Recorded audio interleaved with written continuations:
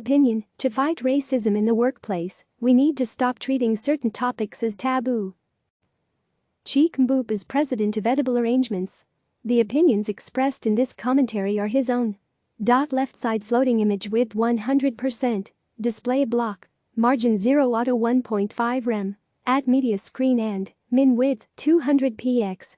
Left side floating image float left. Width 50%. Max width 200 px. Display block. Margin 0 1.5 rem 1 rem 0. The unjust killing of George Floyd has sparked important conversations around race relations and police brutality across the world in recent weeks.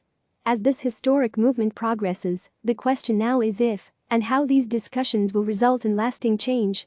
As the leader of a global retail organization, and as a black man living in America, I've been vocal with my team about how it is incredibly important that the conversations we've been having as a society start taking place in our office.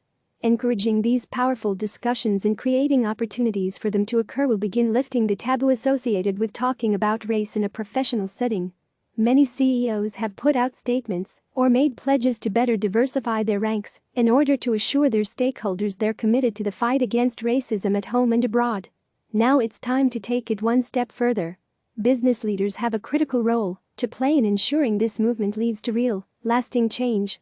Here are some ways they can help do that. Welcome workplace discussions about race. There has always been this unspoken rule against talking about things like race, religion, politics, etc. at work. But in reality, there are ways to make the workplace, whether it is virtual or inside an office, one of the safest places to discuss these matters. A positive office culture fosters mutual respect among employees, which provides an opportunity to shine a light on different people's viewpoints through productive discussions as opposed to heated debates. Allowing people to share how they feel when, for instance, a colleague says something that may come across as insensitive, even if that is not the intent, will help employees better understand each other. This can be the catalyst for transformative behavior that will translate to life outside of work.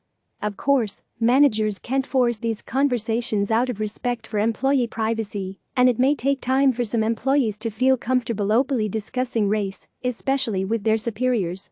For this reason, partnering with a third-party organization can give your employees access to licensed professionals with whom they can speak to anonymously.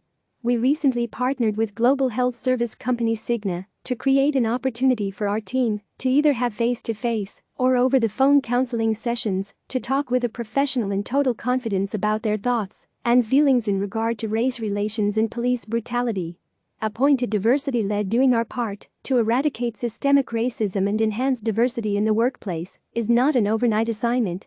It's a long-term project that will require accountability, delegation, and collaboration, just as any other major project would. And when an important project arises for your business, you assign an account manager to take the lead and see it through, basing their progress on measurable goals. In this case, that project manager should be a diversity lead. Having a head of diversity in place ensures that the conversations related to how we can improve the workplace for our minority colleagues are not temporary topics and that they result in meaningful action. We recently added the role of diversity champion to our corporate management team. The responsibilities associated with this new position include spearheading workplace discussions about race relations and the value of diversity to our business, as well as implementing new programs and initiatives geared toward increasing diversity.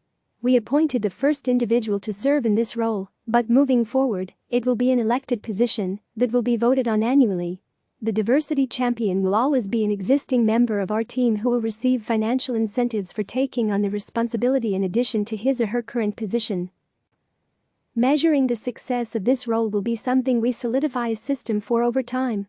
Immediate expectations of the diversity champion include hosting regular meetings to facilitate these workplace discussions about race, introducing new initiatives geared toward diversifying hiring and developing programs that will allow our organization at large to support the minority communities we serve in ways we never have before. For example, our diversity champion is already working on creating a program that sponsors minority students. Giving these students jobs and mentorship will kickstart their careers at a young age.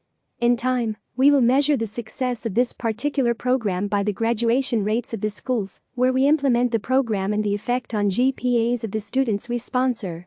Ultimately, the biggest mistake a leader can make at a historic time like this is to do nothing. True change begins in the home, but can you imagine how much more impactful this movement would be if we were all committed to ensuring its place in the business world? For this reason, I urge all business leaders today to recognize the influence they have. I urge business leaders to use that influence to further this cause through facilitating powerful conversations that are anchored on the fiber that bonds us, and to launch initiatives that will lend to discrediting hate in our communities. Click subscribe to receive the latest news.